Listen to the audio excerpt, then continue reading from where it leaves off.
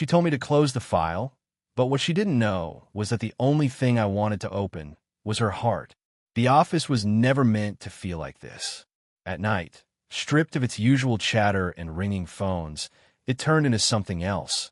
A hollow chamber where every sound seemed louder, where every silence seemed heavier. The fluorescent lights overhead were long gone, leaving only the amber glow of a desk lamp casting shadows across the papers scattered in front of me. I had been working late, not because I wanted to impress anyone, but because there was something strangely peaceful about the emptiness.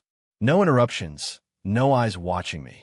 Just me, the quiet hum of the air conditioner, and the whisper of pen against paper. Until I felt her presence. I didn't need to look up to know she was there.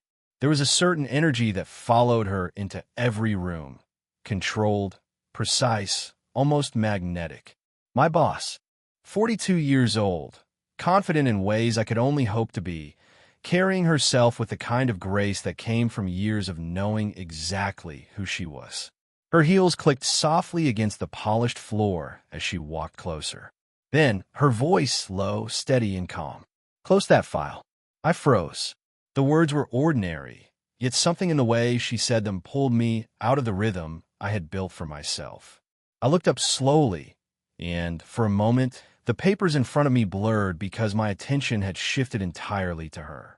She stood just beyond the edge of my desk, her dark hair falling neatly over her shoulders, her suit jacket perfectly in place.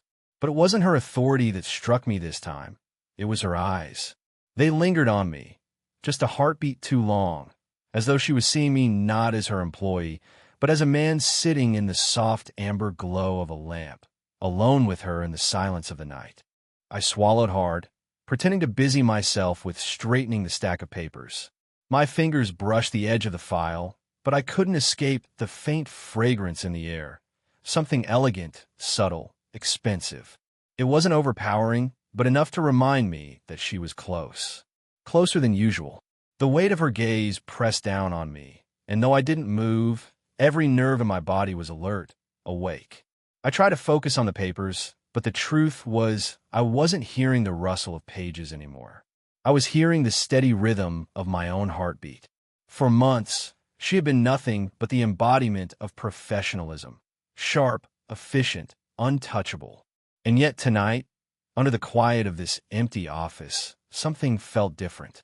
The way her words hung in the air. The way her presence filled the room. The way silence itself seemed to draw us closer together. I finally closed the file, letting the cover fall shut with a soft thud. And in that moment, I realized it wasn't the file that needed closing. It was the distance we had both been pretending to keep. She didn't walk away after telling me to close the file. Instead, she moved slowly around the desk and lowered herself into the chair opposite mine. For a moment, the sight felt unreal. My boss, the woman everyone in the office admired but never approached too closely, sitting across from me in this intimate cocoon of lamplight and shadows. She slipped her glasses off and placed them carefully on the desk. Then, with a small sigh, she pressed 2 fingers against her temple, massaging the tension that had clearly been building throughout the day. Her movements were precise, but there was a fatigue in them, the kind that no amount of control could hide. I had never seen her like this. At work, she was always composed, the kind of woman who walked into a room and immediately commanded it without raising her voice. Tonight, though, there was something fragile in the way her shoulders sloped forward in the quiet way she exhaled. For a moment, I debated with myself. Do I stay silent, keep the professional distance she always maintained between us? Or do I say what was pressing against my chest, the words I didn't think she expected to hear from someone like me? "Are you okay?" The words came out softer than I intended, almost hesitant, but they seemed to break the silence in a way that neither of us had dared to before. Her hand stilled against her temple. Slowly, her eyes lifted to meet mine. There was a flicker of surprise in them. Not annoyance, not dismissal, but surprise, as if she hadn't expected anyone to notice the cracks in her armor. For a heartbeat, she didn't speak. The office seemed to shrink around us, the hum of the air conditioner fading into the background. The only sound I was aware of was the faint tapping of her ring against the wooden desk, an unconscious rhythm that betrayed her unease. Finally, she gave a faint smile, the kind that didn't reach her eyes. It's been a long day. I leaned forward slightly, my elbows brushing the desk. I wanted to say more, to tell her she didn't have to carry everything alone, that it was okay to be tired, to be human, but instead I just let the silence breathe between us. Somehow, it felt like the kindest thing I could give her. Her gaze held mine a fraction too long, and something shifted. For the first time, I wasn't looking at my boss. I was looking at a woman, one who had fought battles I couldn't see, who carried the weight of expectation on her shoulders, who was, in this moment, allowing someone else to glimpse the vulnerability she usually kept hidden.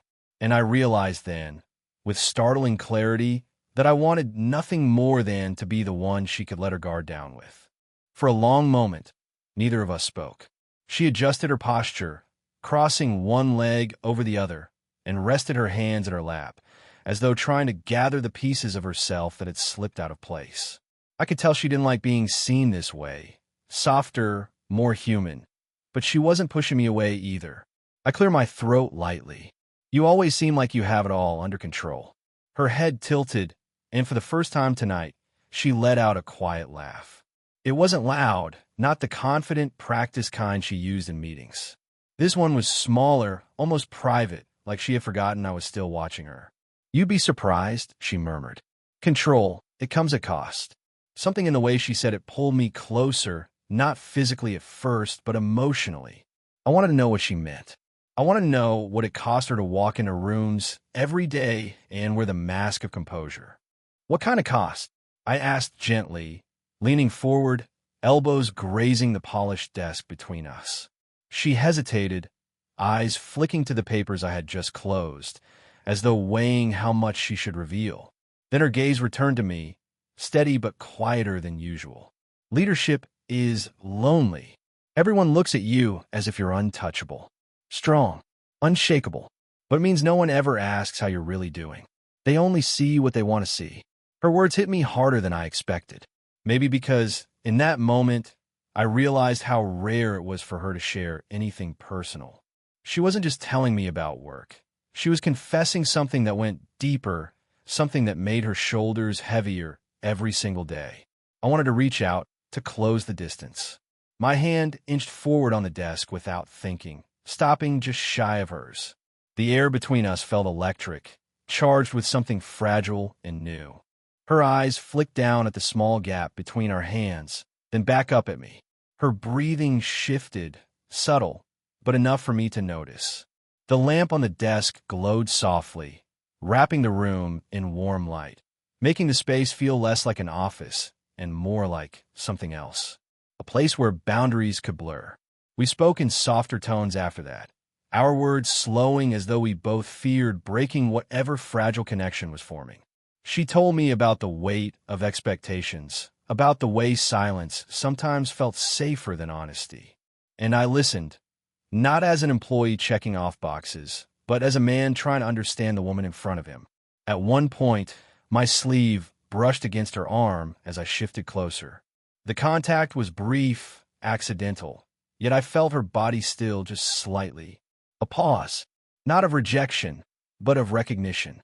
And in that pause, I realized something simple, terrifying, and undeniable. We weren't just talking anymore. We were circling around something unspoken, something neither of us had the courage to name. The conversation drifted into a silence that felt heavier than any words we had shared. It wasn't awkward. It was charged, as though the air itself was waiting for something to happen. I could feel her watching me, and for the first time, I didn't look away. Her hand rested lightly on the desk, fingers curled against the polished wood. I wanted so badly to reach across and hold it, but the moment was too fragile, and I knew if I broke it carelessly, everything we had just built, the trust, the closeness, could shatter. She drew in a slow breath, as if gathering strength. Then she pushed her chair back slightly, her body rising with a kind of deliberate hesitation. Her eyes didn't leave mine, but I could see the battle inside her. This isn't right," she said, her voice softer now, almost unsteady. You're my employee. I'm your boss. There are lines we don't cross. Her words should have shut everything down. They should have pulled me back into the professional walls we had always lived behind. And yet, the way she said them, not sharp, not commanding, but almost pleading, made me realize those lines weren't as solid as she wanted them to be. I leaned forward, my own voice low but steady. Sometimes rules keep us from what's real. For a heartbeat, she froze. Her lips parted slightly, as if to argue, but no words came out. Instead, she just stood there, caught between duty and desire, between the image she had built and the truth she was afraid to admit. The office around us suddenly felt smaller, the walls closing in with the weight of our unspoken thoughts. Even the ticking of the wall clock grew louder, each second stretching longer than the last. I reached out, not boldly, not recklessly, but carefully. My hand moved across the desk, fingers brushing against hers.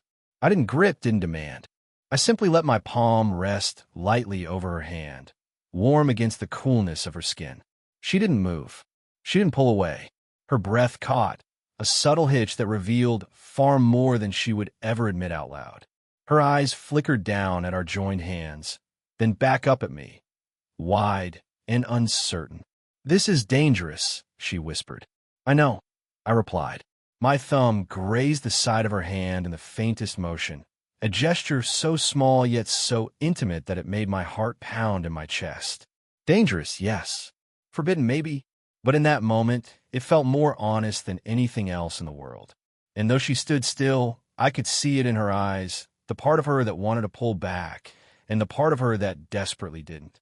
For a moment, neither of us breathed. My hand still rested over hers, light but steady, and though she could have pulled away at any second, she didn't. That choice, that stillness, spoke louder than any word she could have given me. Her eyes searched mine, and I saw everything she was trying so hard to hide. The conflict, the fear, the yearning. She was a woman who had lived her life with rules, who had carried herself with grace and authority, who had mastered the art of restraint. But now, with the city lights flickering through the tall office windows behind her, she looked less like the woman who ruled the boardroom, and more like someone who wanted, just once, to be seen as human. I parted my lips, ready to speak, to say the words hovering inside me. But something stopped me. Maybe it was the vulnerability in her gaze. Maybe it was the fragile nature of this moment. I realized it wasn't words she needed right now. It was presence. It was gentleness.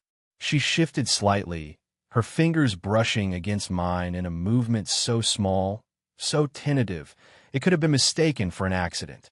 But I knew it wasn't. It was deliberate.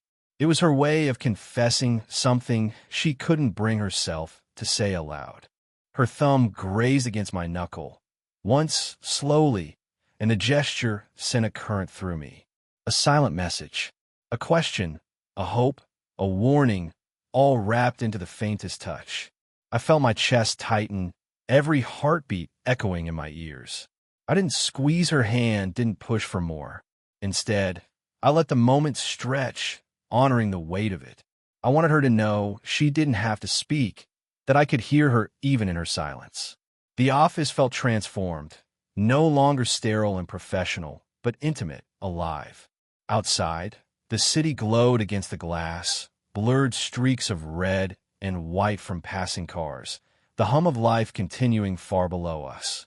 But up here, it felt as though the world had paused, holding its breath for us. Her lips parted as though she might say something, but she closed them again, a faint tremor in her breath betraying her. Instead of words, she let her thumb graze mine once more, softer this time, lingering just long enough to make my entire body ache with the meaning behind it. I swallowed hard, my own voice trapped in my throat. I wanted to tell her she didn't have to be alone in this, that she didn't have to keep walls around her heart, but saying it might break the spell. So I stayed quiet, letting my gaze tell her what my voice could not, that I saw her, that I understood her, and that I was here, not as her employee, not as someone she had authority over, but as a man who cared. And in that silence, in that small, trembling touch of her thumb, She confessed more than any words ever could. The silence between us had grown into something almost unbearable. Every breath, every glance, every heartbeat felt magnified in the stillness of that office. Her hand remained beneath mine, not trapped, not claimed, but chosen. That choice alone was enough to unravel me. I rose slowly from my chair, careful not to startle her. The scrape of the wood legs against the floor seemed too loud in the quiet, yet she didn't move away. Her eyes followed me, uncertain, questioning, but not resisting. Step by step, I closed the distance until I was standing on her side of the desk. She looked up at me now, her chin tilted just slightly, her lips parted in a breath she hadn't realized she was holding. For a woman who commanded authority in every room she entered, this hesitation, this pause, revealed something I had never seen before. Vulnerability. "You shouldn't be here," she whispered, her voice barely audible. But the words lacked conviction. I knelt slightly, so we were eye level, the soft glow of the desk lamp bathing her face in warm light.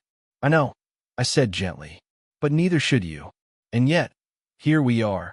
Her eyes softened, a flicker of resignation mixing with something deeper, longing. She leaned back in her chair, exhaling a slow breath, as though surrendering to a truth she could no longer fight. The tension was unbearable now. I lifted a hand, hovering just inches from her arm. I didn't touch her immediately. I let the anticipation build, giving her every chance to pull away. But she didn't. Instead, her eyes fluttered closed, a silent invitation. My fingertips grazed the length of her arm, featherlight from her elbow down to her wrist. Her skin was warm beneath my touch, her pulse quickening beneath the surface. The smallest contact felt monumental, like crossing a boundary that had held us apart for too long. Her breath trembled. "This isn't safe," she murmured. "Neither is holding it all in," I replied. For a moment, I thought she might stop me, retreat into the armor she wore so well. But instead, she turned her hand upward, letting her fingers brush against mine.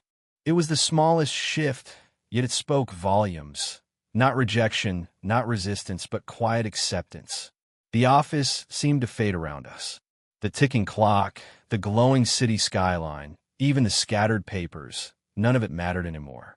All that existed was this moment, suspended between what was forbidden and what was true. I wanted to kiss her then, but I didn't. I didn't need to. This was not about possession. This was about presence, about patience, about giving her the space to let herself be open, truly open, without fear of judgment. Her eyes opened slowly, meeting mine. They were softer now, less guarded. And in them, I saw something I hadn't dared to hope for. Surrender, not in defeat, but in trust. The weight of the moment pressed down on us, but it no longer felt suffocating. It felt freeing. For the first time, she wasn't wearing the armor that made her untouchable. For the first time, I wasn't looking at her as my boss. We were simply two people, caught in a silence that was speaking more truth than words ever could. I stayed still, giving her the space to decide. Her fingers, still brushing against mine, curled just slightly, enough for me to know she didn't want to let go. That one small gesture carried more power than anything she could have confessed aloud. Slowly, I lowered myself onto the edge of the desk beside her, close enough that our shoulders almost touched. I could feel the warmth radiating off her, the subtle tremor of her breath. She didn't move away.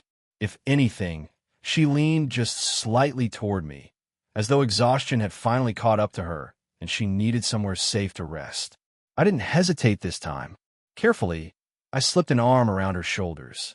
Not possessive, not demanding, simply steady, offering her something she hadn't allowed herself in a long time. Comfort. She stiffened for only a second, then her body softened. Her head lowered until it rested gently against my chest, her hair brushing against my shirt. I could feel the faint, steady rhythm of her heartbeat through that closeness. And in that moment, the entire office seemed to transform. No longer cold, no longer professional, no longer defined by lines and rules. It felt like sanctuary. Her arms didn't wrap around me, Not fully, but one of her hands rose and rested against my side, light and hesitant, as though she was testing the idea of leaning on someone, of letting herself be held. I kept still, letting her decide how close she wanted to be. My hand traced soothing circles against her shoulder, nothing more. I didn't need more. The warmth of her against me was enough. You don't always have to be strong. I murmured quietly, my lips close enough that my words brushed against her hair. Her breath caught, and for a moment I thought she might pull away. But then she exhaled, long and steady, and I felt the faintest smile curve against my chest. "Don't tell anyone," she whispered, her tone soft, almost playful. A laugh escaped me, low, gentle. "It's safe with me." For the first time, the tension between us wasn't sharp or dangerous. It was warm, familiar, like something we had been circling around for months, finally acknowledged not through grand gestures, but through quiet acceptance. She closed her eyes, and I held her there, the steady beat of my heart offering her the one thing she had been denying herself: rest. And in that stillness, I understood something deeply. This wasn't about breaking rules. This was about breaking walls. "No more walls," I whispered into the hush of the office. Her hand pressed lightly against my side in reply, a silent promise. And for the first time, we were both unguarded. If this story touched you, don't forget to give it a like. It helps more than you know. Subscribe for more heartfelt age gap romances, and share your thoughts in the comments. I'd love to hear what moments stayed with you the most. With that said, thanks for watching, and until next time.